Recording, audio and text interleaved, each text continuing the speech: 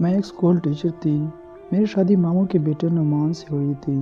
شادی کے بعد نعمان نے مجھے کہا، شبانہ تم جاب چھوڑ دو، تم کل سے اسکول نہیں جاؤ گی۔ میں آہستہ سے بولی، نعمان گورنمنٹ جاب ہے، مشکل سے ملی ہے، آپ کیوں مجھے روک رہے ہیں؟ نعمان پھر سے بولا، میں نے کہا نا کوئی نوکری نہیں کرنی۔ میں نے سر جھکائے ہوئے کہا، لیکن آپ نے تو شادی سے پہلے کہا تھا جاب مت چھوڑنا، لیکن اب آپ منع کر رہے ہیں۔ نعمان چلا کر بولا، عورت صرف گھر کے کام کرنے کے لیے ہیں، کوئی نوکری کرنے کے لیے نہیں۔ جاؤ اب میرے لیے چائے بنا کے لاؤ۔ میں اسکول جانے کے لیے تیار ہوئی تھی، بیگ سائڈ پہ رکھا، پاس بیٹھ گئی۔ نعمان آپ کو کیا ہو گیا ہے؟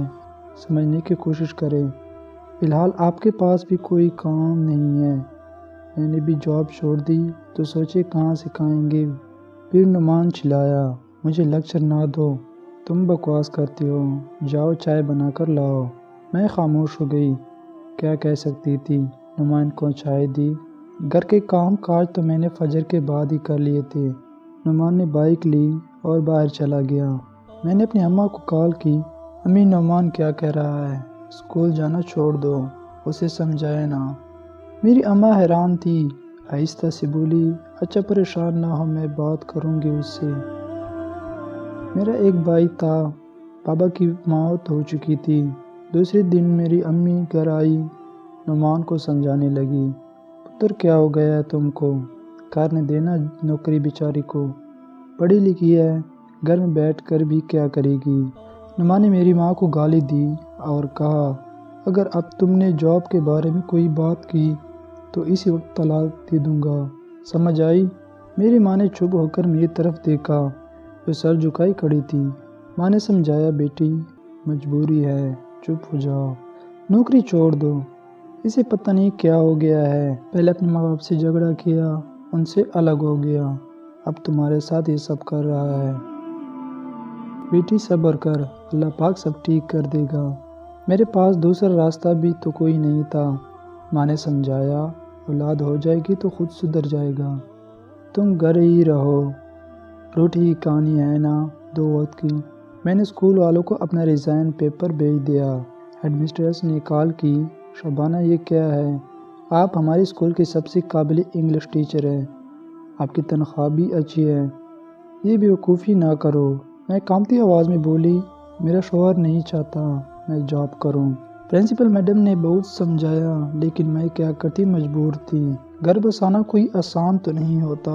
میڈم نے کہا، میں 1 سال کے تمہاری جاب چھوڑنے کا لیٹر لکھ رہی ہوں، شاید کہ کل کو تمہیں پھر اس جاب کی ضرورت پڑے۔ میری زندگی کے دن ایسے ہی گزرنے لگے۔ دوسری طرف وقاص ایک پڑھا لکھا نوجوان تھا، بہن بھائیوں میں سب سے چھوٹا تھا، اس لیے بہت لاڈلا بھی تھا۔ LLB کرنے کے بعد وہ ایک وکیل بن چکا تھا۔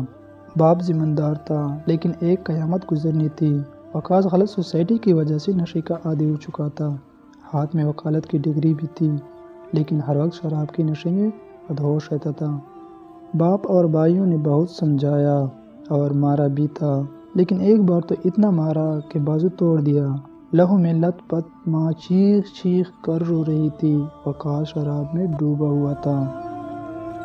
وقاص کے بابی نے کہا، ہم وقاص کے ساتھ نہیں رہ سکتے، وہ شرابی ہے، کچھ بھی کر سکتا ہے۔ باپ زمیندار تھا، گاؤں کا چودھری کہلاتا تھا۔ ایک دن وقاص گھر آیا تو اس دن شراب نہیں پی ہوئی تھی۔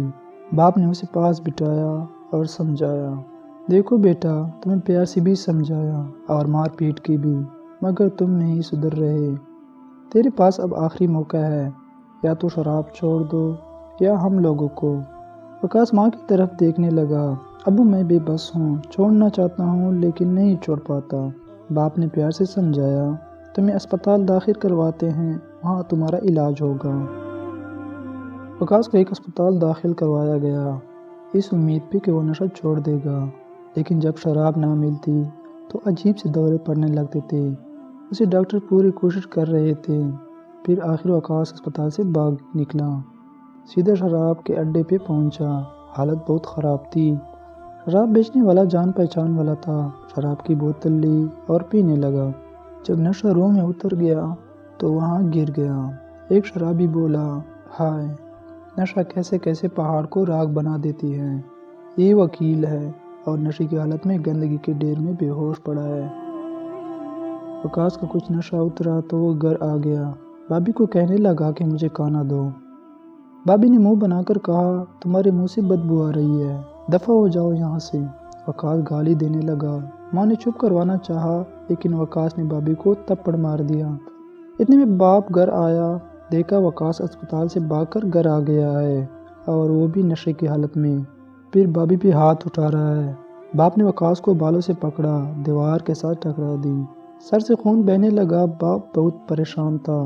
سب بھائی کہنے لگے، ابا آپ اس کو گھر میں رکھ لیں، ہم اپنی بیوی بچے لے کر جا رہے ہیں۔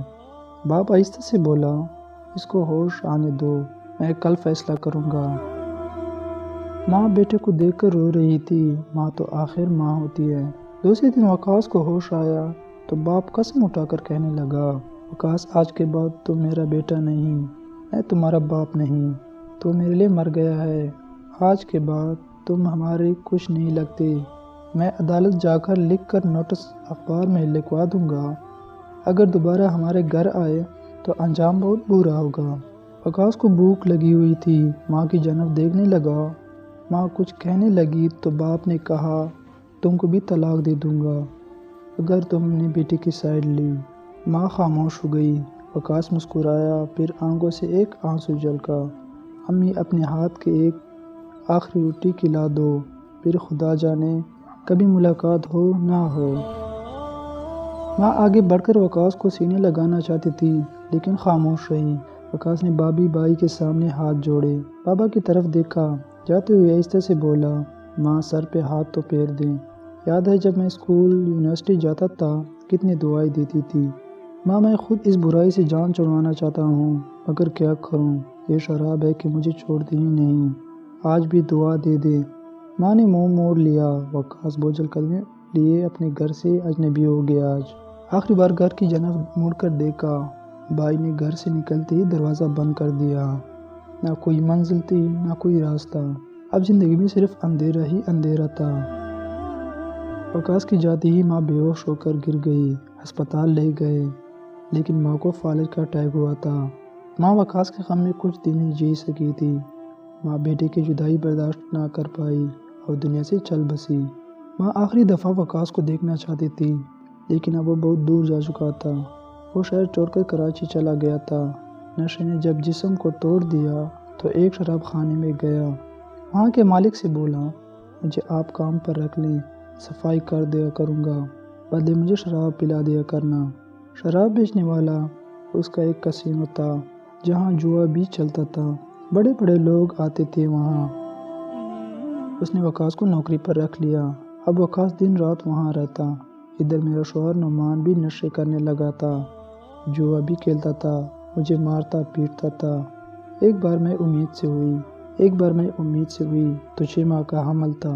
نعمان نے مجھ پر بہت تشدد کیا، حمل ضائع ہو گیا۔ میں بہت روئی تھی لیکن کیا کر سکتی تھی۔ ماں کو بتایا، امی میں طلاق لینا چاہتی ہوں۔ ماں نے صبر کرنے کو کہا، بیٹی طلاق لے کر بھی کہاں جاؤ گی، لوگ کہاں جینے دیتے ہیں، گزارا کرو، میں خود بیمار رہتی ہوں، کیا پتا کب میں مر جاؤں۔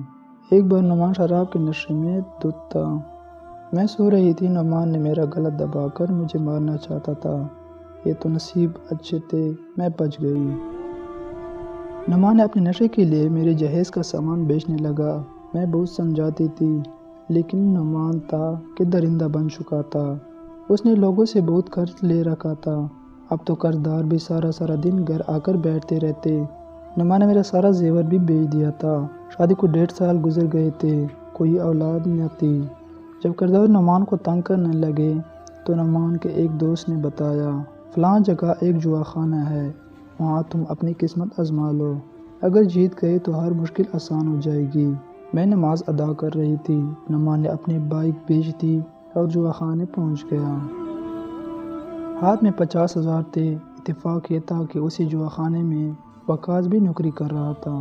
نعمان کے سامنے اس جوئے کے اڈے کا مالک بیٹھا تھا۔ نعمان نے 50,000 سامنے رکھے اور بولا، لگاؤ بازی۔ اڈے کا مالک بشیرہ مسکرایا، کاکا 50,000 بس۔ نعمان نے ایک گلاس شراب پی لی، پھر جوا شروع ہو گیا۔ نعمان پہلی بازی جیت گیا، بہت خوش تھا، قسمت اچھی تھی، دوسری بھی جیت گیا۔ 50,000 لے کر آیا تھا، اب 2 لاکھ بن گئے تھے۔ وقاص بھی پاس بیٹھا دیکھ رہا تھا، وہاں سب بڑے بڑے لوگ موجود تھے، بہت امیر زادے۔ پھر 2 لاکھ سے 4 لاکھ کر لیے، سب لوگ حیران تھے، اچھی قسمت ہے نعمان کی۔ دوست نعمان سے بولا بس کر دے، آجا اب چلتے ہیں، لیکن نعمان اور کھیلنا چاہتا تھا، 10 لاکھ جیت چکا تھا۔ جب 20 لاکھ کے لیے بازی لگائی تو بازی ہار گیا، جتنے پیسے جیتے تھے سب ہار چکا تھا۔ نعمان پاگل ہو گیا، چلانے لگا۔ بشیرہ دلال مسکرا کر بولا جا کاکا، یہ شراب کی بوتل میری طرف سے مفت لے جا۔ نعمان بولا میں نے کھیلنا ہے، اور سب بولے اب کیا ہے تیرے پاس؟ جیب سے موبائل نکالا، اپنی بیوی کی تصویر دکھائی، یہ میری بیوی شبانہ ہے، اس پر بازی لگاؤ، اگر میں جیتا تو 20 لاکھ میرے، ہار گیا تو میری بیوی تمہاری۔ سب حیران تھے، پاگل ہے کیا؟ اور پھر بازی لگائی تو نعمان ہار گیا۔ بشیرہ بولا اپنی بیوی کو طلاق دے کر میرے آدمیوں کے ساتھ بھیج دو، نعمان نشے میں پاگل ہو گیا تھا۔ بشیرے سے بولا خدا کے لیے مجھے 1 بوتل اور تھوڑا سا پاؤڈر دے دو۔ بشیرے نے خوشی میں نعمان کو مفت دے دیا۔ وقاص بہت حیران تھا، پہلی بار یہ دیکھ رہا تھا کوئی اپنی بیوی پہ داؤ لگا گیا۔ میں گہری نیند سو رہی تھی، نعمان نے مجھے آواز دی تو میں جلدی سے اٹھی۔ کیا ہوا؟ نعمان آہستہ سے بولا میں تمہیں طلاق دیتا ہوں۔ 3 طلاقیں ہوئیں، میں بہت روئی، ایک قیامت سی آن پڑی مجھ پہ۔ نعمان نے کہا لے جاؤ اسے۔ میں چلانے لگی، مجھے کچھ سمجھ نہیں آ رہا تھا۔ بشیرے کے آدمی نے مجھ کو پکڑا اور ساتھ لے گئے۔ میں پھر زور زور سے چیخنے چلانے لگی، نعمان کو آواز دینے لگی تو انہوں نے مجھے پسٹل دکھایا اور خاموش رہنے کو کہا۔ نعمان شراب کے نشے میں دھت تھا، شراب بہت زیادہ پی رکھی تھی۔ مجھے جوئے کے اڈے پہ لے گئے، میں رو رہی تھی، میں نہیں جانتی تھی میرے ساتھ کیا کھیل کھیلا جا چکا ہے۔ دوسری جانب نعمان اس دن جو شراب پی تھی وہ زہریلی نکلی، کچھ ہی گھنٹوں میں اس کی موت ہو گئی۔ اب کوئی نہیں جانتا تھا مجھے کون لوگ اٹھا گئے ہیں۔ صبح جیسے نعمان کے ماں باپ کو خبر ملی تو انہوں نے مجھ پر الزام لگا دیا کہ میں نعمان کا قتل بھاگ گئی ہوں۔ بشیرے نے مجھے ایک کمرے میں بند کر دیا۔ میں بہت رو رہی تھی، وقاص سارا منظر دیکھ رہا تھا۔ جب سب باہر چلے گئے تو وقاص میرے پاس آیا، کہنے لگا تم نعمان کی بیوی ہو؟ میں آہستہ سے بولی ہاں۔ مجھے یہاں کیوں لے کر آئے ہیں؟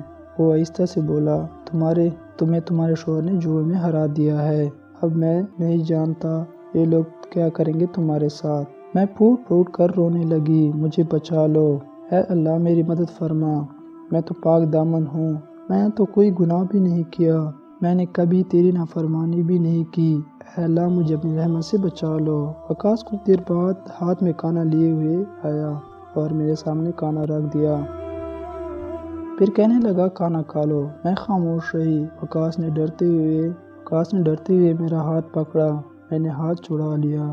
وقاص دھیمے لہجے میں بولا تم پڑھی لکھی لگتی ہو، پھر ایسے درندے سے شادی کیوں کی؟ میں آہستہ سے بولی میرے ماموں کا بیٹا تھا، کہتا تھا تم سے بہت پیار کرتا ہوں، بہت خوش رکھوں گا، یوں سمجھ لو میرا جوئی ہے۔ پھر بعد میں پتہ چلا وہ شرابی ہے۔ وقاص مسکرا کر بولا کتنا پاگل ہے وہ، اللہ نے اتنی خوبصورت، اتنی پیاری، سمجھدار، پڑھی لکھی ہم سفر دی تھی، تمہاری قدر نہ کر سکا۔ وقاص بولا اگر ان لوگوں نے تمہارے ساتھ کچھ برا کیا تو؟ میں رونے لگی، مجھے بچا لو یہاں سے، اللہ کا واسطہ دیتی ہوں۔ وہ خاموش ہو گیا۔ بشیرہ وقاص سے کہنے لگا لڑکی کا دھیان رکھنا، شام کو یہاں سے چلی جائے گی۔ وقاص اکیلا بیٹھا شراب پی رہا تھا، پھر میرے پاس آیا، بولا مجھے جانتے ہو میں کون ہوں؟ میں ڈر رہی تھی۔ وہ آہستہ سے بولا میں وکیل ہوں، نشے نے مجھے تباہ کر دیا تھا، میری ماں سے جدا کر دیا، میرے باپ نے مجھے یہ کہہ کر گھر سے نکال دیا کہ تم ہمارے لیے مر گئے ہو۔ آج 4 سال ہو گئے ہیں، میں نے امی کو نہیں دیکھا، تک گیا ہوں، اب مرنا چاہتا ہوں، میں نے خود کو برباد کر ڈالا، میں شراب چھوڑنا چاہتا ہوں، واپس گھر جانا چاہتا ہوں، مگر اس زہر سے لڑنے کی ہمت نہیں مجھ میں۔ سوچ رہا ہوں آج جب آپ کو یہ لوگ لے جائیں گے پھر میں بھی خودکشی کر لوں گا۔ بس نہیں جینا اب مجھے، میں تڑپ گئی۔ کتنا خوبصورت نوجوان ہے، پڑھا لکھا، کیسے خود کو برباد کر سکتا ہے۔ میں اٹھ کر وقاص کے پاس آئی، وہ بیٹا رو رہا تھا، اس کے آنسو دیکھ کے رک ہی نہیں رہے تھے۔ میں نے اس کے ہاتھ سے شراب کا گلاس پکڑا، پیار سے بولی، ہم دونوں ایک ہی مقام پہ کھڑے ہیں، چلو دونوں خودکشی کر لیتے ہیں۔ میں طوائف نہیں بننا چاہتی۔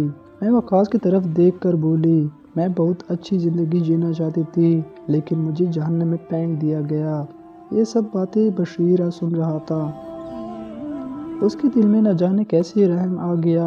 جب وقاص کا نشہ اترا تو پاس بلایا۔ بشیر آہستہ سے بولا، تم دونوں زندگی سے ہارے ہوئے ہو، کیا زندگی دوبارہ موقع دے تو جینا چاہو گے؟ وقاص خاموش تھا۔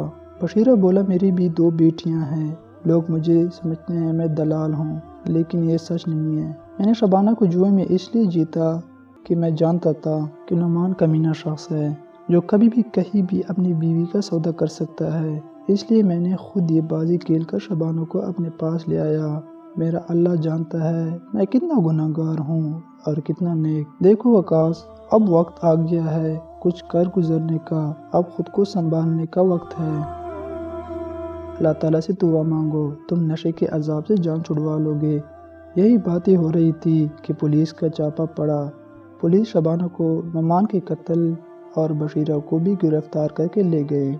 خیر بشیرہ کی بھی کافی بڑی لوگ کے ساتھ تعلق تھا، وہ تو کچھ دیر میں واپس آ گیا اور چند ہی دنوں میں یہ ثابت کر دیا کہ نعمان کو شبانہ نے قتل نہیں کیا بلکہ وہ خود شراب پینے کی وجہ سے مر گیا، اور شبانہ کو بھی رہا کروا لیا۔ شبانہ کی ماں بھی مر چکی تھی، اب وہ اکیلی تھی۔ شبانہ کو خریدنے بھی بہت سے لوگ آئے تھے مگر بشیر نے سب کو یہ کہہ کر بھگا دیا، شراب ضرور بیچتا ہوں مگر یہ دل گیری نہیں کرتا۔ پھر ایک دن بشیرہ شبانہ سے کہنے لگا، بہتر یہی ہے کہ تم عدت کے دن گزرنے کے بعد وقاص سے نکاح کر لو، تم وکیل ہو اور شبانہ پڑھی لکھی ہے، جنت سی زندگی گزارو گے۔ وقاص کی آنکھوں میں آنسو تھے، شبانہ کی جانب دیکھ رہا تھا جو زندگی ہار چکی تھی۔ اب وقاص بھی دھکے کھا کر سمجھ گیا تھا کہ ماں باپ اور بہن بھائیوں کے بغیر زندگی بہت ادھوری ہے۔ اب وہ توبہ کر چکا تھا کہ کبھی بھی شراب کو ہاتھ نہیں لگاؤں گا۔ شبانہ کو بھی اب اس دنیا میں کوئی نہ تھا۔ عدت کے دن مکمل ہونے کے بعد دونوں نے نکاح کر لیا۔ وقاص شبانہ کا ہاتھ تھامے لاہور آ گیا، وہاں ایک کمرے کرائے پر لے لیا، پھر سے کچہری جانے لگا۔ کچھ دنوں میں ہی اسے وہاں کیس مل گئے، نئی زندگی کا آغاز ہو چکا تھا۔ میرے کہنے پہ ایک دن مجھے اپنے گھر لے گئے، سب بھائیوں سے اور بابا کے پاؤں پکڑ کر معافی مانگی۔ ماں تو اس دنیا سے جا چکی تھی، سب بہت روئے اور انہیں معاف کر دیا۔ آج اس بات کو 10 سال گزر چکے ہیں، وقاص نے کبھی بھی شراب کو ہاتھ بھی نہیں لگایا۔ اللہ تعالیٰ نے مجھے سب کچھ عطا کیے ہیں، 3 بیٹے اور 2 بیٹیاں ہیں۔ آج وقاص ایک جج بن گیا ہے۔ میں صرف اتنا کہنا چاہتی ہوں، اگر کوئی شخص نشہ کرنے والا یا شرابی ہے تو خدا کے لیے خود کو سنبھال لے، اپنی زندگی برباد نہ کرے۔ یقین کرے مشکل ضرور ہے پر ناممکن نہیں، ہمت کرے اور اللہ تعالیٰ سے مدد مانگے، وہ بڑا رحیم اور مدد کرنے والا ہے۔